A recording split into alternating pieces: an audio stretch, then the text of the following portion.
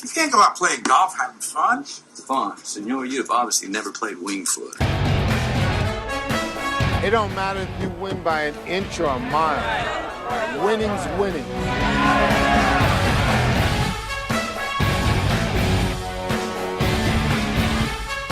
You've got to be kidding me, Vegas. On Monday night. There's my picks for this week. Now, if you want next week's picks, I can give you those by Friday. Hello, everyone, and welcome to Week 17 of the Wingfoot Locks, brought to you by Wingfoot Sports. Oh, my goodness. This has become a recurring theme, and I have no retort as Greg Hoyle has donned his Eagles cap for the final airing of the regular season here. All right, Christmas came a little early there for you, Greg. And we're not talking about the game, obviously, but how do you feel about your Eagles heading into Week 17 against the Giants as 4.5-point favorites? The phrase is cautiously optimistic. Yeah, I'm going to say that's about it. Emphasis on the caution.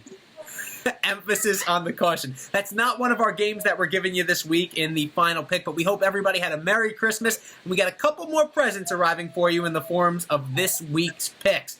We start here with the Tennessee Titans, minus 3.5 points as they head to Houston to take on the Texans. This one all about playoffs for the Titans. They have to win, and they're in. So, Greg, we were on this game a couple weeks ago with the Titans hosting the Texans. What do you make of this matchup this time around? Yeah, so we were on opposite sides last time around. I liked Houston. They did well in that game, at least in the first half, right? They got out to a big lead against Tampa last week and then just kind of crumbled in the long run. So I think you got a healthy running back here. It sounds like Henry's going to play. I don't really like just blindly. We're going to have a theme of motivation, right? So I don't like blindly taking the team that needs to win. Because I do think you have a nerves factor there. So really, Houston can play pretty loose. Tennessee's got a lot to play for. So in this circumstance, I do just think that Tennessee's been playing better ball second half of the year. Tannehill's in there. And I don't think they'll play too tight. It's a big rivalry game again. And, you put a lot of emphasis when we were talking about this game before.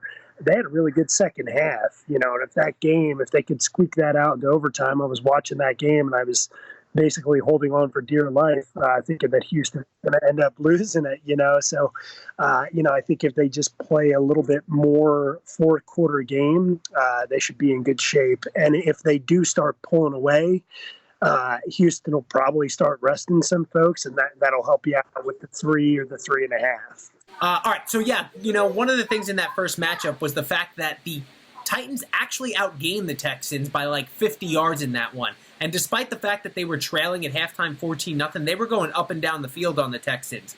They actually turned the ball over in the red zone, which led to a Texans touchdown right before halftime that put Houston up 14-0. They stuck with their game plan, though, and they managed to get back in that one. I have a question for you, Greg. How much do running backs matter? Very little. Very little. But I'd rather have them than not. Yeah, we were talking about this last week with the Minnesota game against Green Bay, and clearly it seemed like Minnesota was missing their top 2 running backs last week.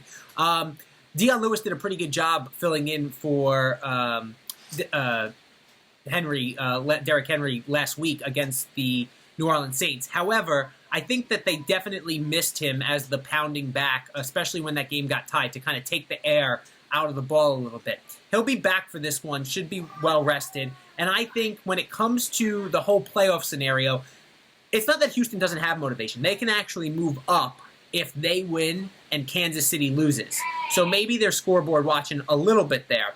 However, I think that when your playoff life is on the line, and I think that the Texans are just the better team. I think some things didn't break their way in that game earlier this season. So I think as they're going in now, they're at 3.5, right? So this is a key number.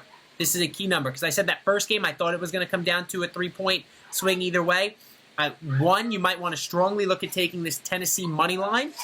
The other thing is if you can buy it down to that 2.5 or 3, because that's going to be key. But I don't see how you can get on Houston in this one. Tennessee or pass is the only line, and I like it enough that I'll roll with the Titans in this one. Final thoughts, Greg? Yeah, and just to highlight, you and I were talking about this. I'm going to pay the premium to go down to the money line there because I do have a season win total that I'm thinking they're about to go over for Tennessee. So I'm going to load up on just a win there. And just to further evidence from Tennessee last week, you and I talked pretty late, probably around noon on Sunday, and I told you I was hoping that the Tennessee game would get to 3.5, them plus 3.5 for my teases to send up to 10.5. Right. It didn't, and they lost by 10, and a push is a loss in those teases. So when you can play those key numbers and get over them or get under them, that's big. Listen, and I sent you the picture. I had a 5-team parlay with a couple key numbers there. I had the Houston Texans minus 2.5 in that one, the Buffalo Bills plus 7.5. All of those key numbers came into play in order to hit that. And then, of course, obviously, the Wingfoot lock last week. The Cardinals, no need for key numbers there. They ran away and won outright as 10-point dogs. All right, let's move on to the next one. The New York Jets head to Buffalo to take on the Bills. Jets plus 1.5 in this one. Buffalo locked in at the number 5 seed. We talked a little bit about motivation already. What are you thinking going into this one, Greg, for the Bills and the Jets looking at both sides of the ball? Yeah, I mean, if you could take out, so this is, I love this right now. 75% of the bets from what I'm seeing are coming in on the Bills. Yet the line really hasn't moved. So it's still, from what I'm seeing, Bills either -1, -1.5. And to me, that's sharp money coming in. And basically, you're just looking at a Jets team that since Darnold's been back, right?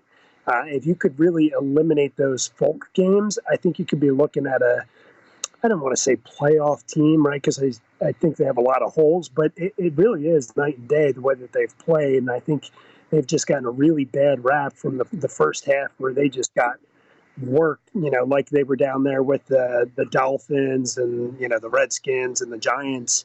Quite frankly, most of those teams have kind of come up a little bit, but I think that the Jets are going to want to go out on a nice W here.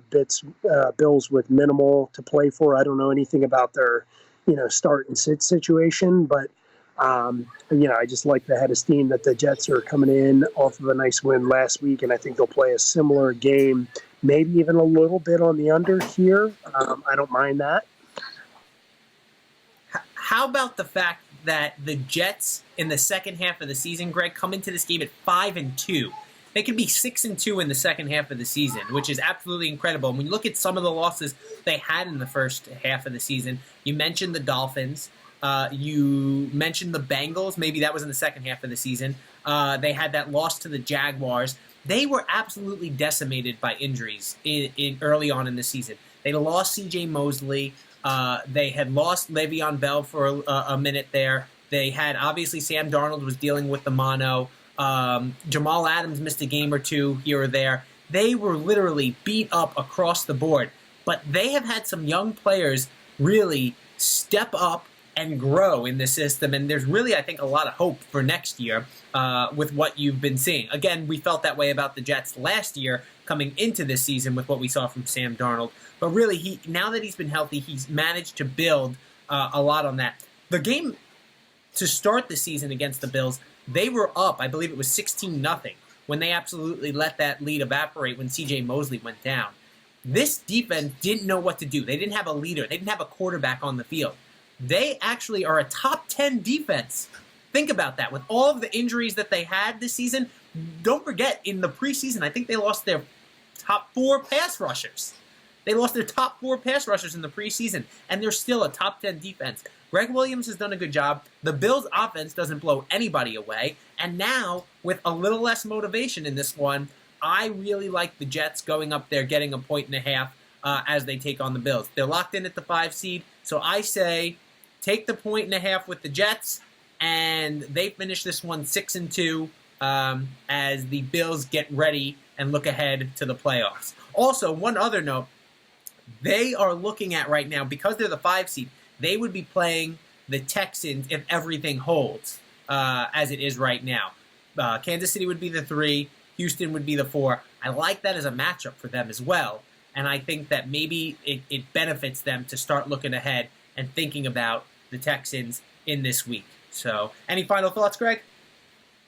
Nope. Sounds good. All right, Gang Green. Next game we're looking at is the Sunday night game. San Francisco goes to Seattle. This one is for the NFC West Division crown. The 49ers laying 3 points on the road, with Seattle coming off that loss to the Arizona Cardinals and losing. How much do running backs matter, Greg? It's a running theme here. Cluster injuries Cluster injuries at the running back position. So they are turning to beast mode. Marshawn Lynch in this one, with Carson going down for the season in the loss to Arizona here. So we saw this game earlier in the season. It was a Monday night game in San Francisco. We were on Seattle, and Seattle got the win outright, and it was a big play for us. But this time around, I think there's a lot of different circumstances. For starters, the team that's injured right now is the Seattle Seahawks. We don't know about Jadeveon Clowney. He's coming back from an injury. He's supposed to play. Quandre Diggs coming back from an injury. He's supposed to play, but we'll see how they do. And we don't know if they're 100%. And the other thing is, on the other side of the ball, the San Francisco 49ers are healthy now. They were not healthy for that Monday night game against the Seattle Seahawks. They were missing 2 huge pieces in Emmanuel Sanders and George Kittle in that game. Yes, now you're going to tell me Sanders played. He played for a few plays and then had to go out in that one. And that game still went to overtime, and San Francisco had a chance to win it in OT. And I believe they had a backup kicker in that one too, because Robbie Gould was still dealing with his injury. He missed a key kick in overtime that would have won it for San Francisco. So for all of those reasons, I say lay the points with the Niners in this one. They want to lock up home field in the NFC. They need to do it, and right now they're just healthier, and they're playing just a little bit better, and coming off a win against with an extra day rest on Saturday night against the Rams. Small thing, but every day matters, especially when you're playing a team that is a little more beat up. So what are your thoughts, Greg? Yeah, so part of what we were talking about last week was against Seattle because of injuries. The other part is they haven't really been blowing anyone out. They've gotten pretty lucky with the final outcomes, just like you mentioned, the Gould kick, which they missed right there. Greg Zuerlein missed a kick against them, so they've been pretty fortunate. But now we were saying injuries, they've gotten more injured, right? So that's not good. They're bringing in guys who were good, 2-3 years ago. So from that side of things, I think everything you're saying is, the Niners are going up, getting more healthy. They're going to want to take this game. They're going to be in a good situation. So I think that they'll be able to go in there. Seattle is not the home field advantage that it used to be. So from that side of things, you can't just think about the 12th man in Seattle. You just gotta really look at the more healthy team and the more well-rounded team. The big thing is Seattle was such a threat when they could run and pass, and now I'm not so sure that they can run the ball that well. And so you're saying running backs do matter a little bit? Cluster injuries, Joe. Cluster injuries. And in Tennessee's case, if they had somebody like a plotter like Henry that could fill in a similar way, I wouldn't think it's as big of a deal, right? So, there's nobody. Penny went out, right? So Penny's been on IR. Then you've got McKissick, and you've got CJ Carson. So 4 running backs, I believe. 4 running backs are down for them. And look, we saw it, right? It may not make a difference when you're going from your starting running back to your backup, but when you get to your third string, as we saw with Minnesota on Monday night, it really does take away some of that dynamic offense, or at least the play action, the reasonable threat of the run. And then when you talk about now you're going to your 5th option, which is a guy off the street in Marshawn Lynch, I mean, there's got to be some sort of fall off there. So go ahead. And let me just highlight the running backs point. You take a look at a franchise like the Cowboys that just signed their franchise running back there. How big of an impact did he make on the game last week? Yeah, right? 13 touches for Zeke. got to dig a little. It was a little dig. Yeah, no, I got what you were going there for. 13 touches Give me a for hard Zeke. time about my running backs. We're going to blame that on coaching right now, and we've been calling for Jason Garrett to get fired for the last few years. Sorry, but he's just not getting the job done out there, and I think we've seen it obviously come to fruition this year. But enough about those Cowboys. On to our Wingfoot lock of the week. We are going to the Baltimore Ravens as they take on the Pittsburgh Steelers. Baltimore's got everything locked up. Home field advantage, 13-2. The road to the Super Bowl goes through Baltimore, where Pittsburgh's still fighting for a playoff spot. We told you take the Jets last week. They lost outright to the Jets at MetLife. Now this week, they can still make the playoffs if they win and Tennessee loses. We already told you we like Tennessee in that one, so we don't see Pittsburgh making the playoffs. But the play for the Wingfoot lock is on the total in this one. Greg, what do you like and why? So we have the third-string quarterback who was benched last week, only re-enters the game because Mason Rudolph, who is terrible, absolutely terrible, fills in for him, right? So a vote of no confidence there. And then Right. So, and then the Ravens that want to take the air out of the ball and basically just get through healthy. We don't think there's going to be a ton of scoring in this game because Pittsburgh hasn't scored all year. But furthermore, they do have a good defense still. So I don't mind Robert Griffin as the backup. Quite frankly, he's the best quarterback in this game. But the Ravens are going to want to stay healthy. They're going to want to milk the clock. There'll be a lot of running. So we like that from the other end, and we like Duck Hodges as long as he doesn't, turn the ball over a ton. We should be in good shape here at under 37. So, I kicked myself. I had been on like 3 or 4 straight Pittsburgh unders in a row. We had the right side with the Jets last week, but I didn't load up on the under again. And just every game script seems to play out in a very similar way with them because they're pretty inept on offense, but pretty good defense out there. So we're going to play that again. Listen, and they're doing what they need to do to stay in the game because they know they are a self-aware team. They know what their strengths are and what their weaknesses are, and they are just trying to keep it close enough where they have a chance to win it at the end. Look, say what you want. Tomlin's done a good job with all of the injuries they've had there, from the quarterback position to Juju Smith-Schuster at wide receiver to James Conner at running back. They have had issues all over the place offensively. You had the suspension for Pouncey. He missed, I think, 2 games in there on the offensive line. I mean, things have really offensively kind of been blown up for Pittsburgh this season. However, that defense has managed to keep them in the game, and I think that they are going to look for that same formula this week against the Ravens. You mentioned it. We're down to RG3, no Mark Ingram in this one. He's going to be sitting out, getting ready for the playoffs. The Ravens are looking ahead to the playoffs, and I think they're going to struggle to score against Pittsburgh's defense. But as you said earlier, Greg, when we were talking before the podcast here, you can only rest so many guys.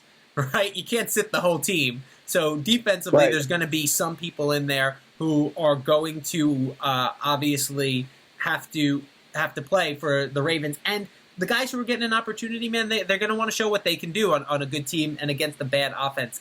I think that this one is going to be really low scoring.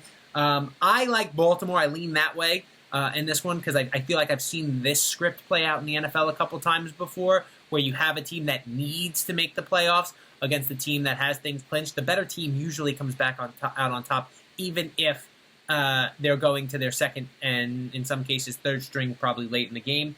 But without any motivation, I'm going to stay away from that. We're going to go with the under on the total there. Baltimore are going to want to take all the air out of the ball, get to the playoffs healthy, and watch that clock run as much as possible. And they've got the running back stable to do it. So I look for a lot of Gus Edwards in this one here, Greg. Yeah, and I think it's important to note that just on that point that you made that Baltimore is so clearly the better team, right? So we do have similar situations here with like Buffalo with, kind of a lack of motivation, and Houston with a lack of motivation. And I'm not saying the Jets are better than Buffalo, right? But I would argue that maybe Tennessee is better than Houston, right? So That's why that's an easier play there, and that doesn't apply for the Pittsburgh-Baltimore game. All right, so once again, to recap for you, this week, Week 17, the final regular season slate for us, we are going with the Tennessee Titans. Make sure you get that down to a key number at either 3 or 2.5. Greg is going with the Titans money line. We're going with the Jets plus 1.5. The San Francisco 49ers minus 3 in Seattle. And then, of course, the Wingfoot lock is under in Baltimore and Pittsburgh. Look for those key numbers. There's 37.5s out there. Try and lock one up if you can before it goes down to 37, because that is a key number.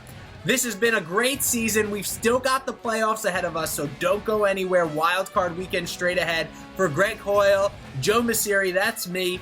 Thanks for listening to this episode of the Wingfoot Locks, brought to you by Wingfoot Sports. And until next time, remember, everyone, it's not whether you win or lose, it's whether or not you cover the spread. Have a great week, everyone. Talk to you next time.